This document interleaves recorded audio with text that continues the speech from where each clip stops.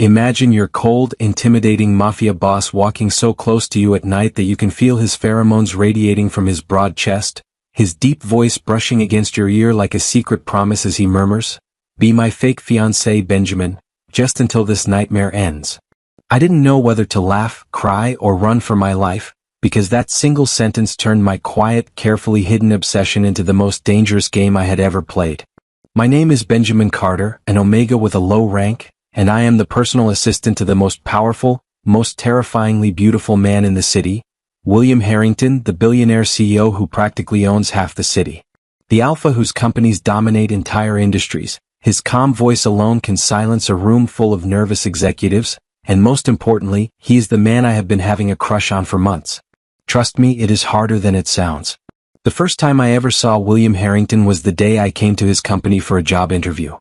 I still remember that moment so clearly that it sometimes feels like my brain recorded it in slow motion, because while I was nervously sitting in the waiting area, with dozens of other applicants who all looked far more confident and qualified than I was clutching a cheap portfolio in sweaty hands, my only suit a little too tight across the shoulders, heart hammering so loudly I was sure the receptionist could hear it.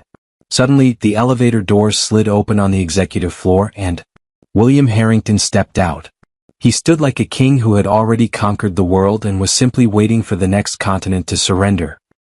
He was tall, broad shoulders filling out a charcoal suit that probably cost more than my entire apartment, midnight black hair swept back with just enough rebellion to look dangerous, and those steel gray eyes.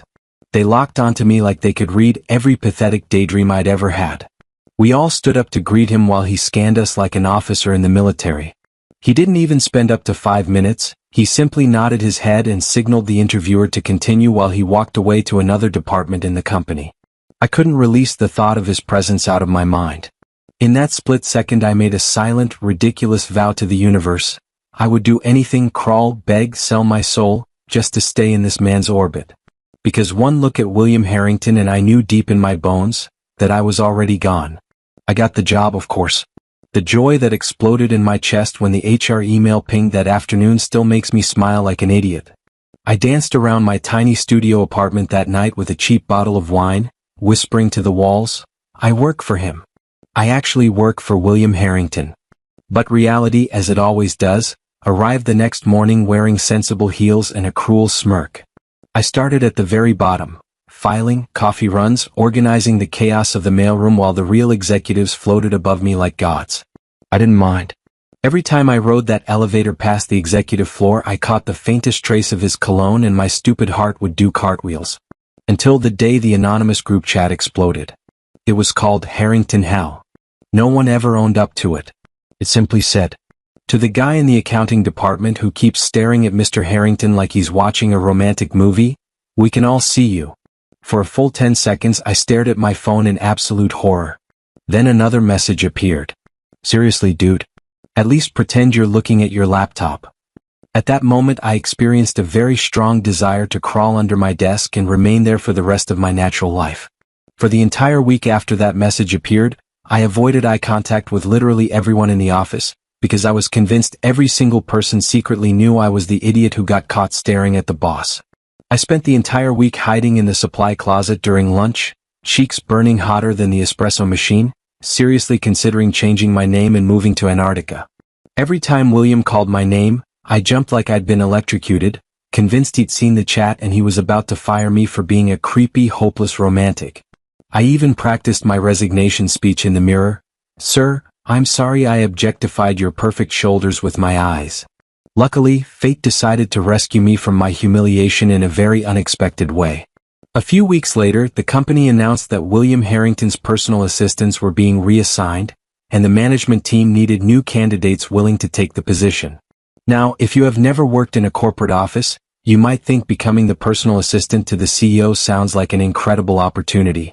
But in reality, most employees treat that position like a dangerous mission. The workload is insane. The pressure is terrifying. And one mistake could end your career. So when management asked if anyone was willing to step forward and apply for the position, the entire room suddenly became very quiet. People looked at their laptops. Someone pretended to check their phone. One guy suddenly became extremely interested in his coffee cup. Meanwhile, my brain was screaming, This is your chance. Before my fear could stop me, my hand shot into the air. I'll do the job, I exclaimed. The entire floor went silent, then erupted in pitying laughter. One older clerk whispered, "Poor kid doesn't know what he's signing up for." I didn't care. Being close to him every single day? That was worth any amount of hell. And that, ladies and gentlemen, is the exact moment my peaceful office life officially ended. Because becoming William Harrington's personal assistant meant I now saw him every single day. Which also meant I had to master the extremely difficult skill of not staring at him like a confused tourist who just discovered a very attractive statue. For the most part, I was doing surprisingly well.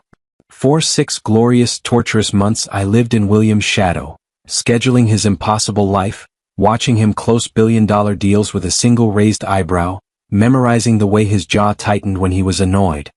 I woke up that Monday morning feeling elated, but somehow there is always something or someone who spoils everything fun. I was halfway through sorting William's morning espresso, extra shot, no sugar, served exactly at 8:07, when the entire building seemed to shake. The sound of heels clicking like gunfire echoed down the marble hallway, followed by a loud voice. "Where is he? I know he's here. William Harrington, get out here right now." Julian Laurent stormed through the glass doors like a hurricane in a designer dress.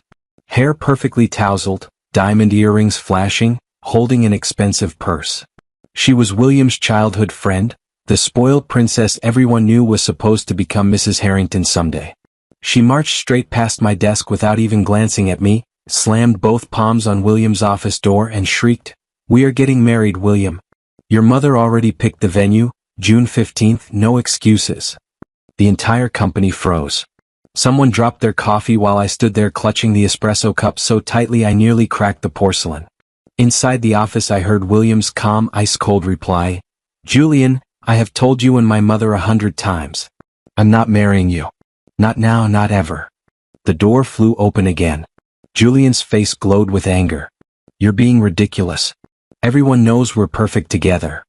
William stepped out, towering over her, expression carved from stone. "What everyone knows is that I see you as the little sister who used to steal my toys. Nothing more." The silence that followed was so thick you could hear my heartbeat from across the lobby. That was the exact moment every single employee in Harrington Tower realized the truth. Our terrifying, untouchable boss was not under any circumstances willing to marry Julian Laurent. And I, Benjamin Carter, standing there with his coffee trembling in my hands, had no idea that this single Monday morning was about to drag me into a fake relationship nightmare wrapped in mafia danger and the kind of love that could either save me or destroy me completely. The next morning arrived like a storm cloud that had decided to park itself directly over Harrington Tower. I stepped off the elevator at exactly 7:58, still replaying yesterday's chaos in my head. The way Julian's voice had cracked the air like a whip, the way William's calm refusal had felt like thunder rolling in from somewhere far deeper than business. I told myself today would be normal. Just coffee, a little errand here and there, pretend my heart doesn't skip every time he says my name. It was quite simple. Then I saw the black Maybach Phantom glide to a stop at the private entrance. William stepped out first, impeccable as always, a black coat draped over one arm. And right behind him Julian Laurent, clinging to his elbow like she owned his limb. Her crimson dress hugged every curve, heels sharp and expensive. Heads turned, whispers erupted. Phones were discreetly angled. But what they got was silence, because William had already sent a company-wide email at 6:03 a.m. "Do not acknowledge Ms. Laurent beyond basic courtesy. She is not an executive, not staff, and not welcome to command anyone. Failure to comply will be noted." Julian swept through the revolving doors like royalty expecting a red carpet and a trumpet fanfare. No one bowed. No one even smiled. A junior accountant actually turned his back to pretend he was reorganizing files. Her smile froze, then cracked. She stopped dead in the middle of the marble lobby, eyes narrowing into slits. "Excuse me?" she hissed at poor Mia from accounting, who had dared to glance up for half a second. "Are you staring at me like I'm beneath you?" Mia blinked. "I wasn't, ma'am." Julian's hand flew faster than anyone expected. The slap echoed like a gunshot. Mia stumbled back, cheek blooming red, eyes instantly glassy. The lobby went graveyard quiet. Julian whirled toward William, who had frozen mid-stride. "Fire her. she demanded, voice shrill. Right now. She disrespected me. William turned slowly. Those steel-gray eyes locked onto Julian and held long enough that the silence stretched into something painful. When he finally spoke, his voice was so low it vibrated in my chest even from 20 feet away. Julian, this is my company. Not your father's warehouse where you can scream at people. Do not hit my employees ever again, William said coldly. Julian's face turned the exact shade of her lipstick. She spun on her heel, stormed past the elevators, and marched straight into William's private office like she still owned the place.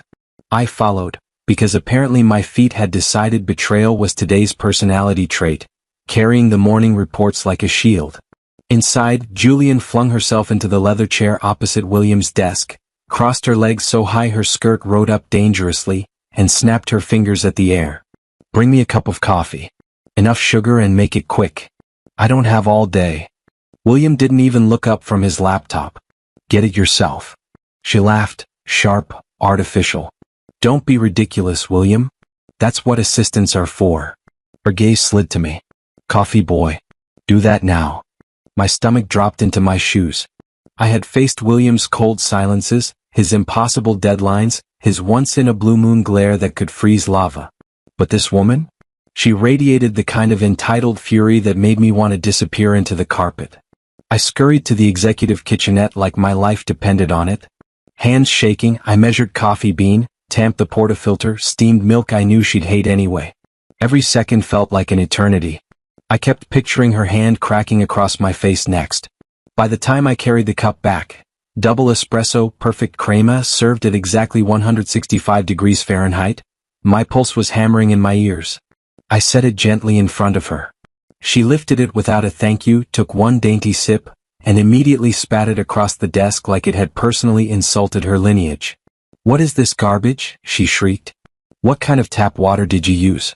What cheap milk? Do you even know how to make coffee? I opened my mouth. Nothing came out. William finally looked up. Julian. That is the same coffee I drink every morning. Stop overreacting. Her eyes blazed. Then she stood. And then, slowly, deliberately, she tipped the entire cup forward. Hot coffee cascaded over my white shirt, soaked through in seconds, scalding my skin. The room went deathly still. Julian dusted her hands like she just finished a minor chore. I felt the intense burn on my chest and immediately, William rose so fast his chair scraped back with a violent screech. Disappointment carved deep lines into his face. He crossed the room in 3 strides, wrapped his fingers around Julian's wrist, not hard enough to bruise but firm enough that she gasped, and marched her toward the door. She stumbled after him, heels clacking wildly. William let go of my hand. You're embarrassing me in front of everyone. But he didn't stop. He dragged her through the lobby, past the stunned faces, past Mia still holding an ice pack to her cheek, straight to the revolving doors. Outside, under the cold March drizzle, he finally released her.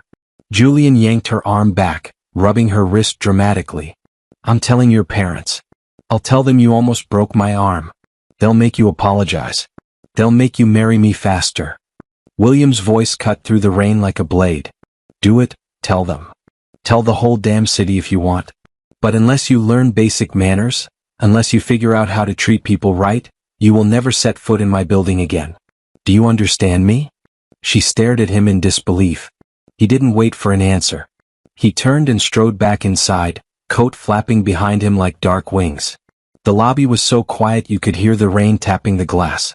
I slipped away to the restroom, ran cold water over the burn marks blooming across my chest and stomach. My reflection looked pathetic. I soaked my shirt hoping to get the stain off, but it didn't work, so I left it and went to the emergency unit to get one. When I finally returned, fresh shirt, damp hair, pride in tatters, William was waiting at my desk. Benjamin, he said quietly. I froze. I'm sorry. That should never have happened. I should have stopped her sooner. I blinked. William Harrington, my terrifying, untouchable boss, was apologizing. To me. Heat flooded my cheeks. I ducked my head, pretending to organize already organized pens. It's fine, sir. It's just coffee. I've had worse. That was a lie. I'd never had worse. Not even his worst days came close to that casual cruelty. He studied me for a long moment. Then he sighed, the sound heavy enough to carry the weight of years. I don't know how to solve her, Benjamin. My mother has convinced herself this marriage will settle me. Julian believes it's her birthright. And he trailed off, fingers flexing at his sides. I can't keep doing this. I wanted to say something brilliant. Something that would make him see me, not as the coffee boy, not as the assistant who stares too long, but as someone who would fight dragons for him. Instead I just stood there, heart hammering, blushing like an idiot, and whispered, "We'll figure it out, sir." He gave me the smallest, saddest half-smile. Then he turned and walked back into his office. The door clicked shut behind him. And I was left alone in the suddenly too bright lobby, wondering how much deeper I could fall before there was no climbing back out. The office lights had dimmed to that soft amber glow that makes everything feel like a dream you're not supposed to wake from. It was well past 9. The last stragglers had trickled out hours ago, security doing their final sweep, cleaners humming vacuums down empty hallways. I was still at my desk because William had asked me, quietly, almost casually, to stay behind and finish up a few things. I knew better than to question it. I'd been staying late for him for months now, telling myself it was duty, professionalism, anything but the truth, that I would sit in this glass tower until dawn if it meant breathing the same air as him a little longer. The door to his office opened with that soft, expensive click. He stepped out, sleeves rolled to his elbows, tie loosened just enough to show the sharp line of his collarbone. In the low light he looked less like a CEO and more like a man carrying secrets heavier than empires. He crossed the open-plan floor in long, deliberate strides until he was standing right in front of my desk, close enough that I could perceive his pheromones. I wasn't thinking straight anymore. "Benjamin," he said, voice low, almost intimate. I looked up. He leaned down, palms flat on my desk, caging me without touching. His face was inches from mine. I forgot how to swallow. "I need you to do something for me," he murmured. "It's something personal." My heart skipped a beat. "What could it be, sir?" I whispered before my brain could catch up. He studied me for a long second, gray eyes searching mine like he was deciding whether I would break under what came next. Then he said it. "Be my fake fiancé." The world tilted. I almost laughed because I thought he was joking. "Be my fake fiancé," he repeated, slower, letting the words sink in. "It's just for a while. Until Julian and my mother give up this insane marriage plan. I'll pay you generously. Enough that you never have to worry about anything again." I looked at him, stunned beyond words. "Why me?" The question came out smaller than I meant. "There are actors, models, people who do this for a living. I'm just your assistant." William straightened slightly, but he didn't move away. "Because you're already close to me," he said simply. "Too close for it to look staged. Julian's been watching you for months. She knows how you look at me, how you anticipate what I need before I ask. If anyone can convince her this is real, it's you." He tilted his head. My chest ached. It was more than I'd ever dared hope for. I swallowed hard. How would we even start? A ghost of a smile touched his lips, the first real one I'd seen in weeks. "We start tonight." And just like that, the lie began. The first 2 weeks were a dream wrapped in velvet. William turned the dial up to 11 on sweetness. When we passed in the hallway, he called me darling loud enough for the entire executive floor to hear. He'd hold my hand when we walked through the lobby together, fingers wrapped on mine, and I'd have to remind myself to keep breathing. One afternoon he staged the perfect scene. Julian had announced, via dramatic text to the entire family group chat, that she was dropping by to discuss wedding colors. William read the message, jaw tightening, then looked at me across the desk. "Ready?" I nodded, even though my stomach was doing flips. He pulled me into his office, closed the blinds halfway so golden slats of light striped the room. Then he backed me gently against the desk, one hand cupping my jaw, the other sliding to my waist. Our faces were so close I could feel his breath on my lips. "Make it look real," he whispered. I closed my eyes. Pretended this was everything I'd ever wanted. The door burst open exactly on cue. Julian stood there, designer bag dangling from her arm, face frozen in shock. William didn't flinch. He simply turned his head, slow, deliberate, lips still a heartbeat from mine. "Julian," he said calmly. "We were in the middle of something." She made a strangled sound. You're actually with him?" William's thumb brushed my cheekbone, soft, possessive. "What do you think?" Willem asked unbothered. She stared at us for a full 10 seconds, then spun and stormed out. The door slammed so hard. William stepped back immediately, clearing his throat. "Good work," he said, voice suddenly businesslike again. I nodded, cheeks burning, wishing I could disappear into the carpet.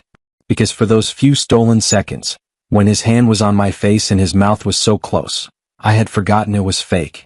I had wished, with every stupid aching part of me, that it was real. A few days later he called me into his office. This time there was no leaning, no staged intimacy. Just him, sitting behind his desk, looking dashing as always.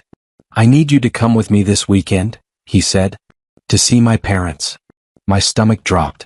"Your parents?" "They're hosting a small family dinner. Julian will be there. My mother will be watching every move. If we can sell this to them, maybe they'll back off." He slid an envelope across the desk. "That's for clothes, shoes, whatever you need. I've already booked a stylist. She'll meet you tomorrow at your apartment. Get anything you want." I stared at the envelope in disbelief. "Sir, this is too much." He shook his head. "You're doing me a favor bigger than money can repay. Let me at least make sure you walk in there so they can buy the idea of you being my fiancé." The stylist arrived the next afternoon. She took one look at me and clapped her hands. "We are about to make magic." 3 hours later I barely recognized myself. Crisp white shirt unbuttoned just enough to show a hint of collarbone. Leather shoes polished to a mirror shine. Hair styled in soft waves that fell just right. A touch of cologne. Something warm and expensive that made me feel dangerous. I stood in front of the full-length mirror in my tiny apartment and whispered to my reflection, "Damn. You're actually a solid 10. For the first time in my life I believed it. A sleek black Rolls-Royce pulled up outside my building at exactly 7. The driver opened the back door. And there was William, already inside, looking unfairly perfect. I slid in beside him. He turned and froze. For a heartbeat, maybe two, his eyes roamed over me like he was seeing me for the first time. "Benjamin?" His voice came out rougher than usual. "You look great." He didn't finish the sentence. He just stared. Like I'd stolen every word he knew. I tried to laugh it off. The stylist did good work. William nodded in agreement. He came down from the front seat and joined me at the back. The car pulled away into the glittering city night. And I sat there beside him, heart racing, palms sweating, fake fiancé ring heavy on my finger, wondering how much longer I could pretend this was all an act, when every second felt more real than anything I'd ever known. The grand dining room of the Harrington estate glowed like something out of a dark fairy tale, crystal chandeliers dripping light over long mahogany tables, silverware arranged with military precision, and the scent of aged wine and roasted lamb hanging heavy in the air. I sat beside William in my stunning outfit, the one that had made him stare in the car like he'd forgotten how to speak, my fake engagement ring catching the light every time I moved my hand. Across from us sat Mr. and Mrs. Harrington, his father stern and silver-haired, his mother Monica regal in pearls and ice-cold judgment.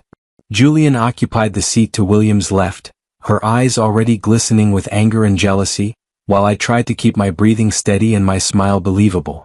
The moment the first course was served, Mrs. Harrington began. "William, darling, we've finalized the venue, St. Catherine's Cathedral, June 15th, exactly as planned. Julian's dress is being flown in from Paris next week. The guest list is already at 250. Everything is perfect." William's hand found mine under the table, fingers threading tight. I felt his pulse, fast, furious. He set his wine glass down with a soft clink that somehow sounded like a gunshot. "Mother," he said, voice low and final, "there will be no wedding. Not with Julian." The room froze. Julian's fork clattered against her plate. Mrs. Harrington's smile sharpened into something dangerous. "What nonsense is this?" William stood slowly, pulling me up with him.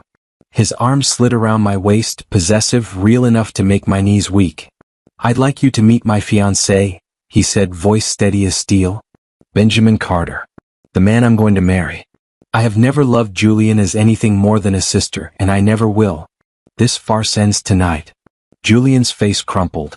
A single sob tore from her throat. "You're cruel, William," she cried, tears spilling freely now. "You've always been cruel. I gave you everything, my whole life, and you throw me away for your assistant." Mrs. Harrington rose like a queen dethroned. "William Harrington, you will marry Julian. This is not a request. It is your duty. Your empire, our empire, depends on this alliance." End this childish rebellion at once. William's jaw tightened, but his eyes never left mine. I've made up my mind, Mother. Benjamin is my choice. The rest of you can keep your arrangements. Julian shoved her chair back so hard it toppled. She ran from the dining room, heels clacking up the grand staircase, sobs echoing through the marble halls. For one heartbeat, the room was silent except for the ticking of the antique clock. Then the drama no one prepared for started. Julian reappeared at the top of the stairs, eyes wild. In her shaking hands was a small silver pistol, the kind hidden in mafia families for insurance. Fine, she shrieked. If I can't have you, no one will. She fired immediately. The gunshot cracked through the air like thunder. William turned toward the sound, body already moving to shield me. But I moved faster. Years of loving him in secret had wired my instincts to protect him at any cost. I threw myself forward, slamming into his chest, shoving him sideways just as the bullet tore through the air. Pain exploded in my left shoulder, like fire and ice at the same time. I heard myself gasp, felt warm blood bloom across the fabric. The world blurred at the edges. Mrs. Harrington screamed. Mr. Harrington barking orders into his phone. William's arms catching me as my knees buckled. Benjamin? His voice cracked. The mafia boss mask shattering completely. Stay with me, please. Everything spun at that moment. Strong hands lifted me. William's face hovering above mine. Then darkness swallowed me whole. I woke up 3 days later to the soft beep of hospital monitors and the weight of a hand holding mine. The room smelled of antiseptic and expensive cologne. William was slumped in the chair beside my bed, forehead resting on our joined hands, dark circles under his eyes, shirt wrinkled like he hadn't left my side once. The moment I squeezed his fingers, his head snapped up. Benjamin? His voice broke. He lifted my hand to his lips and kissed my knuckles. I thought I'd lost you. I thought I'd never hear your voice again. He looked at me with pitiful eyes. Julian's been arrested, he whispered. Her parents came begging on their knees, offered anything to make it go away. I told them the only thing I wanted was the marriage cancellation. It's done. She'll never come near us again. I tried to smile, but pain flared in my shoulder. You saved me, I managed. No, he said fiercely. You saved me. Again and again. From that arranged hell, from my mother's control, from a life I never wanted. He swallowed hard, thumb tracing my palm like it was something sacred. Benjamin, I fell in love with you somewhere even before the fake dates. I looked at him surprised as he confessed his feelings for me for the first time. And with that, he leaned closer and kissed me on my forehead. A month crawled by in that sterile room, pain, physical therapy, William never leaving my side. He brought my favorite books, fed me soup when my arm was too weak. By the time discharge day arrived, I felt stronger, not just in body but in the certainty that this man had become my entire world. He drove me home himself. No driver, no security, just the two of us in the quiet Rolls-Royce. At my apartment door he didn't leave. Instead he dropped to one knee right there in the hallway, pulling a small velvet box from his pocket.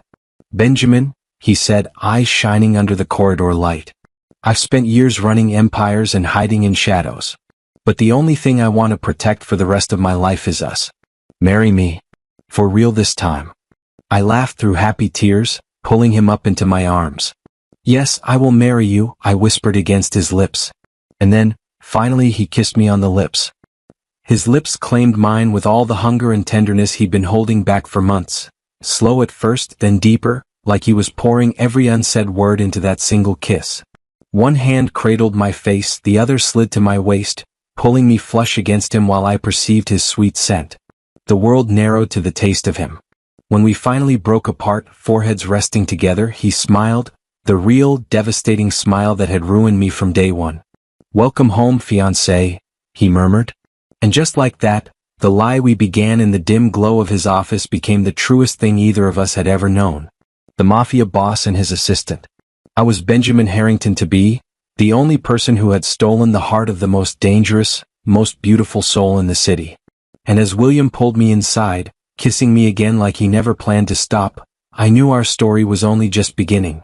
If you enjoyed this story, please like the video, leave a comment, and don't forget to subscribe for more BL stories.